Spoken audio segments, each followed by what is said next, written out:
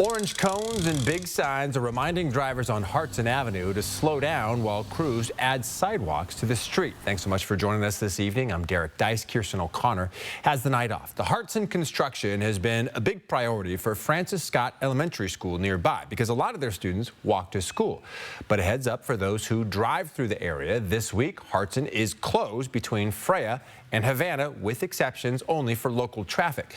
Mary Sheridan joins us live to show us why this work was needed in this neighborhood. Mary.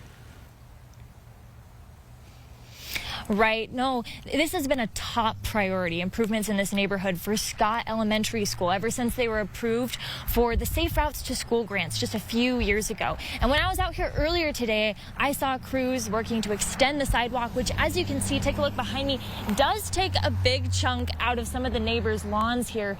But some tell me that might be worth it. A lot of people will probably fuss over a couple feet of their yard, but to me, I think it's a pretty fair trade. Those who live along Hartson Avenue have had to put up with a lot since construction began in late April. Power tools, loud dump trucks, and now road closures. But Kyle Wilson says he remains optimistic. People will be safer, and it just makes it easier to get around the neighborhood. I do see a lot of kids walking to school past my house and coming down this way, so it's kind of nice to know that they don't have to like sprint across the street to feel safe to get to school. In winter, that's when we hear the most about it, because if there isn't even a sidewalk to shovel for kids to walk on, that means they're walking in the street. Spokane Public Schools works with the City of Spokane to review where repairs are needed most. According to Spokane Public Schools, most students who live south of Scott Elementary don't take the bus, so extended sidewalks and curbs will help make their journey to school safer. Along with that is making those bump outs at those corners.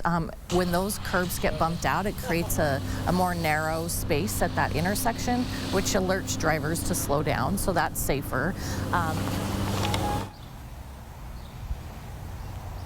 And if weather allows, Hartson should only be closed between Freya and Havana for this week. Now, this total project will expected to be wrapping up in July so that kids in this neighborhood will have brand new sidewalks right before they go back to school. Reporting live in Spokane, Mary Sheridan, 4 News Now.